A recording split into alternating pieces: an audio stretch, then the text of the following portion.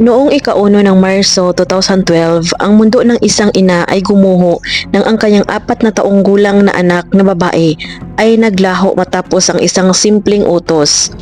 Ang maliit na si Dirang, 3 buwan na lang bago magkanyang ika-5 kaarawan, ay lumabas papunta sa malapit na grocery store para hindi na muling bumalik sa bahay ng buhay.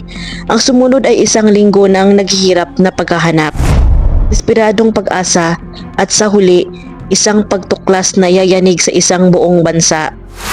Ito ang kwento ni Dirang, isang bata na ang kalunos-lunos na kapalaran ay naglantad sa pinakamadilim na sulok ng kasamaan ng tao at nagmitsa ng isang malawakang debate tungkol sa kaligtasan ng bata.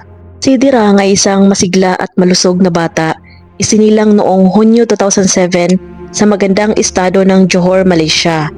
Ang kanyang buong pangalan ay Nuro Nadira Abdullah. Ang kanyang mga magulang, sina Henry Yot at Rosalyn Allen, ay katulad lamang ng iba pang pamilya. Mahal na mahal nila si Dirang, kasama ang kanyang nakakatandang kuya.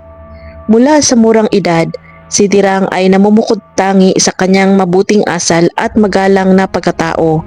Mabait siya sa lahat sa mga bata at matatanda man, kaya naman nakakuha siya ng maraming pagmamahal at paghanga. Mayroon din siyang matinding debosyon kay Allah mula pa sa simula. Ang paaralan ay isang masayang lugar para sa kanya, lalo na dahil gustong-gusto niya ang kanyang pag-aaral ng relihiyon. Sa kasamaang palad, hindi naging perpekto ang mga bagay sa bahay. Sina Henry at Rosalyn ay humarap sa mga isyu sa kanilang relasyon. Sa huli, nagpasya silang maghiwalay. Naiwan si Dirang sa kanyang ina na kalaunan ay muling nag-asawa ng isang lalaki na nagngangalang Lima Mang. Mula sa bagong kasal na ito, si Dirang ay nagkaroon ng isang nakababatang kapatid na babae, si Ainuswad Abdullah. Sa paglipas ng panahon, naging malapit siya sa bagong pamilya ng kanyang ina. Namuhay sila ng simple ngunit masayang buhay ng magkasama. Ngunit bigla na lang tumama ang trahedya na iniwan ang kanilang payapang buhay na wasak. Noong nakatakdang umaga ng ika-1 ng Marso 2012, ang ina ni Dirang, tulad ng maraming beses na dati, ay inutusan ang kanyang 4 na taong gulang na anak sa isang nakagawiang pagbili sa grocery. Ang kapitbahayan sa Johor, Malaysia ay palaging itunuturing na ligtas at isang lugar kung saan ang mga bata ay malayang naglalaro sa mga kalye at ang mga kapitbahay ay nagbabantayan sa isa't isa. Ito ay isang komunidad kung saan ang lahat ay kilala ang isa't isa at ang kaisipan ng panganib na nagtatago sa kanto ay tila halos hindi kapanipaniwala. Si Dirang, ang kanyang mga pigtails ay tumatalbog at ang kanyang maliliwanag na mata ay nagniningning sa pananabik mula sa maliit na responsibilidad, ay umalis patungo sa malapit na tindahan. Iniulat ng mga saksi kalaunan na nakita ang maliit na batang babae na nakasuot ng kanyang paboritong kulay rosas na t-shirt at asol na shorts na naglalakad sa pamilyar na landas. Habang ang mga minuto ay naging mga oras, isang nakakabagabag na katahimikan ang bumalot sa tahanan ni Dirang. Ang kanyang ina na noong una ay abala sa magawaing bahay ay nagsimulang makaramdam ng kumakalam na pag-aalala sa kanyang sikmura. Ang simpleng utos ay dapat na tumagal lamang ng hindi hihigit sa 15 minutes. Nang lumipas ng isang oras nang hindi bumabalik si Dirang, ang mga unang hibla ng takot ay nagsimulang mag-ugat. Lumabas ang ina ni Dirang sa kalye. Ang kanyang mga mata ay nagmamasid sa pamilyar na paligid para sa anumang sinyalis ng kanyang anak. Tinawag niya ang pangalan ni Dirang. Ang mga kapitbahay na nararamdaman ang kanyang pagkabalisa ay lumabas mula sa kanilang mga bahay upang mag-alok ng tulong. Ang nagsimula bilang isang simpleng pagtatanong ay agad na nagbago sa isang desperado paghahanap. Habang nagsisimula ng lumubog ang araw, naglalabas ng mahahabang anino sa mga kalyeng dapat ay pinaglalaroan ni Dirang. Ang malupit na katotohanan ay nagsimulang pumasok sa isip. Mayroong maling-mali. Ang ama ni Dirang na tinawag pa uwi mula sa trabaho ay sumama sa lumalaking grupo ng mga naghahanap. Ang taranta ng pamilya ay ramdam na ramdam. Nahawa ang buong komunidad ng pakiramdam ng takot at pagmamadali. Sa papalubog na liwanag, ang ina ni Dirang ay napaupo sa harap ng hagdan ng kanilang bahay. Ang kanyang katawan ay nanginginig sa paghikbi. Ang bigat ng sitwasyon ay bumagsak sa kanya. Ang kanyang mahal na anak, ang kanyang maliit na Dirang, ay nawawala. Ang balita ng pagkawala ni Dirang ay mabilis na kumalat sa social media at mga lokal na balitaan.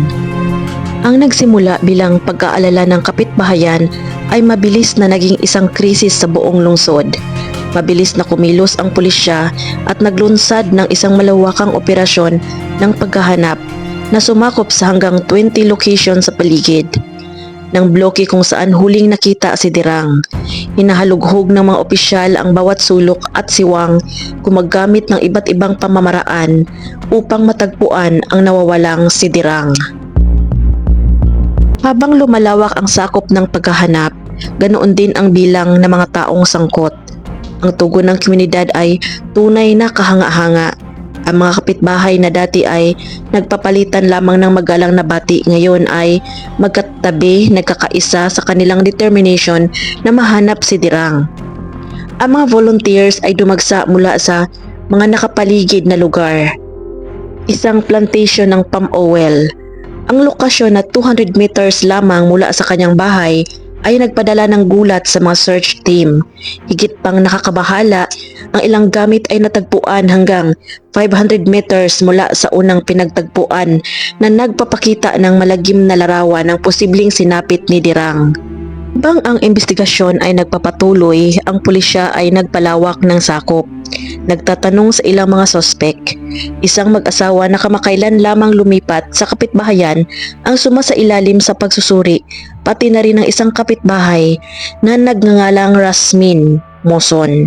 May mga saksing nagulat na nakita si Dirang na kasamang isang lalaki at isang babae na nagagatong sa mga espekulasyon at chismis sa buong komunidad. At sa bawat araw na lumilipas, ang presyon sa pagpapatupad ng batas ay tumitindi. Walang pagod na nagtatrabaho ang pulisya, sinusunod ang bawat bakas at sinusuri ang bawat piraso ng evidence, batid ang tumatakbong oras at ang lumiliit na pagkakataong mahanap si Dirang na buhay. Pagkatapos noong ika-7 ng Marso, isang nakakapangilabot na kaganapan ang nagwasak sa anumang natitirang pag-asa nila. Ang ina ni Dirang ay nakatanggap ng isang hindi kilalang tawag sa telepono mula sa isang babaeng nag-aangking kinidnap ang kanyang anak. Ang tumawag ay humingi ng ransom na 30,000 ringgit na kalaunan ay ibinaba sa 10,000 ringgit. Ang tawag para sa ransom ay tila nagbigay ng kaunting pag-asa, ngunit ang tadhana ay may mas malagim na revelasyong nakahanda. Habang ang lolo ni Dirang ay lumabas para sa kanyang nakagawi ang paglalakad sa plantation ng palm oil, malapit na siyang makatuklas ng isang bagay na magpapabago sa daloy ng investigasyon magpakailanman. Noong ika-8 ng Marso 2012, isang linggo matapos ang pagkawala ni Dirang, ang pamilyar na paglalakad ng kanyang lolo sa plantation ng palm oil ay nagkaroon ng isang very scary na kaganapan. Habang tinatahak niya ang makapal na mga halaman, isang hindi karaniwang tanawin ang nakakuha ng kanyang atensyon. Doon, bahagyang nakatago sa isang hukay, sa isang abandonadong housing site sa Nusahaya, Masay, ay nakahiga ang isang maliit na sunog na anyo. Gumuho ang kanyang puso habang lumalapit siya. Agad na tinawag ang mga pulis sa pinangyarihan at ang lugar ay mabilis na nilagyan ng harang. Ang mga forensic team ay dumating sa lugar. Ang kanilang mga mukha ay malungkot habang sinisimulan ang kanilang masusing trabaho. Ang unang pagtatasa ay nakapanlulumo. Ang mga labi ay tila isang maliit na bata na sunog na hindi makilala. Ang mga hangin ay mabigat sa kawalan ng pag-asa habang hinahalughog ng mga investigador ang lugar para sa anumang karagdagang ebidensya. Ang mga malagim na detalye ng mga natuklasan sa autopsy ay nagpadala ng gulat sa komunidad. Natuklasan ng forensic team ang bungo ng isang bata na may mga tira na buhok na nakadikit pa sa anit. Ang mga binti ay iniwalay sa katawan at ang bahagi ng dibdib ay malubhang na pinsala na wasak ng matinding init na tiniis nito. Ngunit ang mga pinsala ang tunay na nakakapangilabot sa mga investigador. Ang mga pasa ay bumabalot sa mukha at leeg na nagpapahiwatig na ang bata ay sinakal hanggang mamatay. Higit pang nakakabahala, mayroong mga sinyalis ng sexual na pang-aabuso sa mga huling oras ng biktima. At sa parehong araw, ang Chemist Department ay nagsagawa ng DNA test sa mga sunog na labi. Kinumpirma ng mga resulta ang pinakamasamang takot ng komunidad. Ang katawan ay tunay na kay maliit na dirang. Ang balita ay tumama sa kanyang pamilya na parang isang dambuhalang alon ng pighati. Ang ina ni Dirang na kumapit sa Pag-asa sa buong naghihirap na linggo ng paghaharap ay nahimatay nang marinig ang kumpirmasyon. Ang mga kapitbahay na nakikiisa sa paghahanap ay nakatayo sa nagulat na katahimikan, nahihirapang unawain ang kalupitang ginawa sa isang inosenteng bata. Niyakap ng mga magulang ang kanilang mga anak ng mas mahigpit na minumulto ng realization na ang ganoong kasamaan ay maaaring umiral ng napakalapit sa tahanan.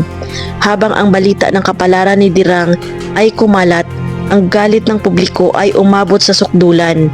Ang mga Malaysian sa buong bansa ay nagpapahayag ng kanilang galit at lungkot sa malupit na katangian ng krimen. Ang mga hiling para sa hustisya ay bumaha sa social media at mga balita. Ang mga presyon sa pagpapatupad ng batas upang mahanap ang may sala ay tumindi, kasama ang mga mamamayan na humihiling ng mabilis na pagkilos at ang pinakamabigat na posibleng parusa. Ang investigasyon ay walang iniwang batong hindi nabaliktad, dala ng kolektibong determinasyon na dalhin ang may sala sa hustisya. Sa huli, matapos ang walang pagod na pagsisikap, dumating ang isang breakthrough. Ang evidence ng DNA at mga testimony ng saksi ay nagdala sa mga investigador kay Muwin Maiden, isang 24 anyos na contract laborer, at dahil sa dumaraming ebidensya na nagtuturo sa kanyang pagkakasangkot, si Muwin ay inaresto na nagmamarka ng isang mahalagang punto sa kaso na kumapit sa atensyon ng bansa. Ang pag-aresto kay Muwin Maiden ay simula pa lamang. Habang ang paglilitis ay nagsisimula, ang labanan sa pagitan ng forensic, science at testimonya ng tao ay magbubunyag ng mga nakakapangilabot na detalye ng mga huling oras ni Dirang. Sa araw na nawala si Dirang, sinabi sa hukuman na nakasalubong siya ni Muwin habang pauwi siya matapos bumili ng mga itlog at instant noodles. Pinaniniwala ang inakit niya ang bata gamit ang candy bago ito kinidnap. Pagkatapos ay dinala niya ito sa isang taniman ng palm oil sa Bandar Seri Alam, kung saan ginawa niya ang makakilakilabot na krimen. Inabuso niya ito ng sexual, pinatay at pagkatapos ay sinunog ang katawan nito. Ang prosekusyon ay nagtalo na ang motibo ni Muwin ay galit, naggatong ng kanyang paniniwala na ang lola ni Dirang ay kinutya siya. Ito ay isang napakabaluktot at siraulong gawain laban sa isang inosenteng bata. Noong ika-25 ng February 2013, ang prosekusyon na armado ng bundok-bundok na ebidensya ay inilahad ang kanilang kaso laban sa 24 anyos na contract laborer. Ang mga paratang ay mabigat: pagkidnap, sexual na pang-abuso at pagpatay sa 4 na taong gulang na si Noro Nadera Abdullah, na kilala sa tawag na Dirang. Sa sumunod na 4 na buwan, isang parada ng 35 mga saksi ang tumayo para sa prosekusyon. Ngunit ang ebidensyang forensic ang tunay na tumapos sa kapalaran ni Muwin. Ang pagsusuri sa DNA ay nagpapakita ng pagtutugma sa pagitan ng similya na natagpuan sa katawan ni Dirang at sa mga genetic profile ni Muwin. Natuklasan din ng mga investigador na ang lupang nakadikit sa motorsiklo ni Muwin ay tumutugma sa lupa mula sa lugar kung saan natagpuan ang katawan ni Dirang. Sa pinangyarihan, nakatagpo sila ng sunog na labi ng isang sarong na lumabas sa pag-aaral ni Muwin. Isa lamang ang pag-aari niyang ganoong sarong. Sa kabila ng lahat ng forensic na evidence na ito itinanggi ni Muwin na may kinalaman siya sa pagkamatay ni Dirang.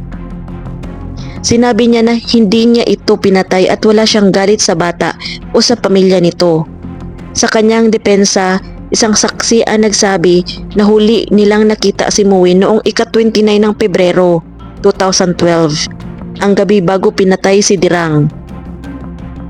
Sinabi rin ni Muwin na mayroon siyang alibay at sinabing nasa bahay siya ng isang kaibigan noong ika-1 ng Marso 2012. Gayunpaman, isa pang saksi para sa prosekusyon ang nagpatotoo na nakita nila si Muwin na lumalabas mula sa plantasyon sa mismong araw na pinatay si Dirang.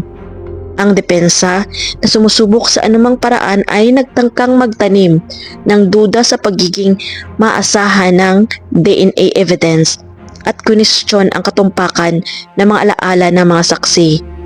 Gayunpaman, ang kanilang mga argument ay tila walang laman sa harap ng napakabigat na kasong binuo ng prosecution. Noong ika-28 ng Hunyo 2013, si Muwin Maiden ay napatunayang nagkasala sa lahat ng paratang. Habang hinahatulan siya ng hukom ng kamatayan, isang bugso ng emosyon ang bumalot sa silid. Si Muwin Maiden ang lalaking nahatulan sa malupit na pagpatay kay Dirang. Noong una ay tila kalmado, ngunit nang ang katotohanan ng kanyang sentensyang kamatayan ay pumasok sa kanyang isip, gumuho siya, napaupo at nagsimulang umiyak. Ang kanyang pag-iyak ay sinabayan ng 3 babae na pinaniniwala ang kanyang mga kamag-anak na umiyak din ng malakas habang ang mga salita ng hukom ay nagtatakda sa kapalaran ni Muwin. Para sa pamilya ni Dirang, lalo na sa kanyang ina, ang hatol ay nagdala ng magkahalong ginhawa at nananatiling lungkot. Sa wakas, matatapos ang mga buwan na naghihirap na kawalan ng katiyakan at bighati ang hustisya, ay nakamit na. Ang ina ni Dirang ay nagpahayag ng kanyang pasasalamat sa mga awtoridad at sa lahat ng mga kasangkot sa pagpapanagot sa pumatay sa kanyang anak. Subalit, walang hatol ang makakabura sa sakit ng pagkawala ng kanyang mahal na anak na sa ganun kagimbal na paraan. Tal na paglalakbay ni Muwin Maiden ay malayo pa sa pagtatapos. Sa unang hatol, ang kanyang defense team ay naglugstad ng serye ng mga apela. Bawat isa ay isang desperadong pagtatangka na baligtarin ang kanyang pagkakabit o bawasan ang kanyang sentensya. Noong ika-15 ng December 2014, ang Court of Appeal ay tinanggihan ang kanyang unang apela na pinagtibay ang parehong hatol at ang parusang kamatayan. Ang mga sumunod na apela sa Federal Court ay nakaranas ng parehong kapalaran habang si Muwin ay inilayo upang hintayin ang kanyang kapalaran sa death row. July 2023, sumama si Muwin sa mahigit 936 na iba pang bilanggo sa death row sa pagsusumiti ng mga hiling para sa muling pagsentence. Gayunpaman, ang kalupitan ng pagpatay kay Dirang at ang napakabigat na ebidensya laban kay Muwin ay naging mabigat laban sa anumang pagkakataon para sa clemency. Noong July 9, 2024, ang huling apela ni Muwin ay dininig at sa huli ay tinanggihan ng Federal Court. Ang desisyon ay muling nagpatibay na kahit sa isang mapanghamong legal na tanawin, ang ilang mga krimen ay itinuturing na masyadong karumal-dumal para sa anumang pagsasaalang-alang ng kaluwagan. Habang binubulay-bulay natin ang kwento ni Dirang, tayo ay naghaharap sa malupit na katotohanan na ang kasamaan ay maaaring magtago sa mga hindi inaasahang lugar. Gayunpaman, nagsisilbi rin itong isang malakas na paalala ng ating kakayahan para sa katatagan at positibong pagbabago. Ang pamana ng kasong ito ay nanatili sa bawat neighborhood watch program, bawat safety awareness campaign at bawat magulang na yumayakap sa kanilang mga anak ng mas mahigpit. Sa pagpaparangal sa alaala ni Dirang, dapat tayong manatiling mapagbantay, nagtatrabaho ng walang pagod upang lumikha ng isang mundo kung saan walang bata ang mabibiktima ng ganoon na hindi magbigkas na kalupitan. Iyan lamang para sa araw na ito at salamat sa panonood. Happy New Year everyone!